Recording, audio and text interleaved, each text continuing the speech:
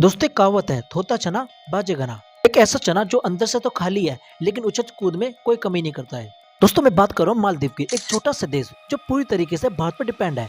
इस देश के डेवलपमेंट में भारत का एक बहुत बड़ा योगदान है। मोदी की एक फोटो ने इस देश में इतना तहलका मचा दिया जो शायद कोई बड़ा बम भी नहीं कर सकता था। प्रधानमंत्री मोदी ने लक्षद्वीप दौरे पर न तो किसी देश का नाम लिया और न ही मालदीव के किसी नेता का, लेकिन मालदीवियंस तो ऐसे रिएक्ट करने लगे जैसे उनका मोदी ने सब कुछ लूट लिया हो। आपने मालदीव के टूरिज्म के बारे में तो बहुत सुना होगा, लेकिन दोस्तों क्या आप लोग जानते हैं कि मालदीव को टेररिज्म का भी एक बहुत बड़ा इतिहास रहा है। एक छोटा सा देश जिसका 1500 में से एक व्यक्ति टेररिस्ट बन चुका है। ये देश आने वाले समय में भारत की सिक्योरिटी के लिए एक बहुत बड़ा खतरा बन सकता है। यहाँ तक कि 2008 के मुंबई अटैक में एक मालदीव टेररिस्ट को पकड़ा गया था। इस बात की पुष्टि मालदीव के फॉर्मर प्रेसिडेंट ने की थी।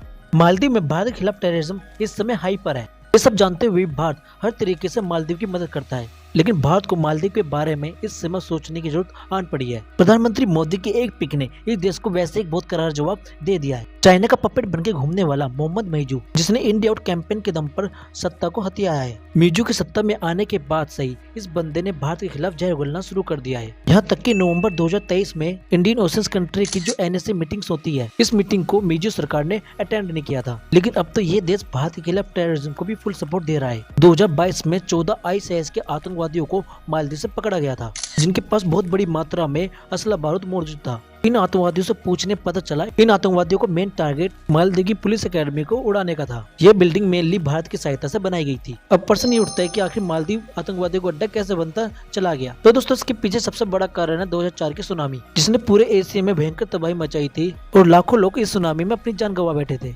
इस सुनामी से मालदीव को भी बहुत नुकसान हुआ था और इसी सुनामी का पूरा फायदा उठाया पाकिस्तान ने। मालदीव के रिहेबिलिटेशन और रिलीफ के नाम पर पाकिस्तानी कई एजेंसियां मालदीव में एंटर कर गई। इन्हीं एंटर करने वाली एजेंसियों में एक थी इदारा खिदमत ए खल्क, जो कि लश्कर-ए-तैयबा की चैरिटेबल ऑर्गेनाइजेशन थी। इसी संस्था ने मालदीव के डेवलपमेंट के नाम पर मालदीव के लोगों को हाई एजुकेशन देने के लिए पाकिस्तान के मदरसों में लेकर जाने लगे। और फिर क्या था, इन लोगों का ब्रेन वॉश करके इन मालदीव के लोगों को टेररिस्ट बनाने पर जोर देने लगे, जिनका मेन फोकस इंडिया में टेररिस्ट हमले करवाने का था, जिसका जीता जागता प्रमाण है 26/11 का मुंबई अटैक। इस हमले में मालदीव टेररिस्ट को भी पकड़ा गया था। इस बात की पुष्टि मालदीव के फॉर्मर प्रेसिडेंट मोहम्मद नसीद ने की है। यहाँ तक कि अप्रैल 2020 में ISIS ने ओपन लेटर पब्लिश किया था। इस लेटर में ये कहा गया था कि मालदीवंस इंडिया के खिलाफ टेररिज्म को कंटिन्यू रखे। लेकिन इतना कुछ होने के बाद भी अभी तक भी इंडियन गवर्नमेंट ने मालदीव के खिलाफ कोई कड़ी कार्रवाई नहीं की है। लेकिन अब तो मालदीव सीधे एक कदम और आगे निकल चुका है। मालदीव की गवर्नमेंट सीधे भारत को घेरने में लगी हुई है और मालदीव में मीजू सरकार वोट बैंक के लिए इंडिया आउट कैंपेन को सपोर्ट कर रही है और पूरे देश को ये दिखाना चाहती है कि अब उसकी सरकार प्रो चाइना बन चुकी है। और मीजू सरकार ने पहली यात्रा इंडिया की न करके चाइना की है, जबकि इससे पहले जितने भी प्रेसिडेंट थे वो इंडिया की यात्रा करते थे, जिसका परिणाम मालदीव जल्दी भुगतने वाला है। क्योंकि चाइना की सिर्फ एक ही पॉलिसी है, दूसरे देशों पे कर्ज बढ़ाओ और उस देश को अपने अधीन लाओ। लेकिन दोस्तों पूरे सिनेरियो में एक चीज जरूर देखने को मिली है, वह भारतीयों की एकता की। जैसे मालदीव की तरफ से भारत के प्रधानमंत्री भारत के खिलाफ एक मैसेज आया तो भारतीयों ने सोशल मीडिया पे पूरे मालदीव के खिलाफ एक जंगी छेड़ दी, जो कि सोशल मीडिया मूवमेंट से आगे बढ़कर नेशनल मूवमेंट ही बन गया। इंडियंस ने अपने सारे टूर मालदीव से कैंसिल कर दिए। यहाँ तक कि कुछ लोगों ने अपनी एडवांस पेमेंट भी दे रखी थी, लेकिन लॉस की परवाह किए बगैर भारत के प्रधानमंत्री भारत को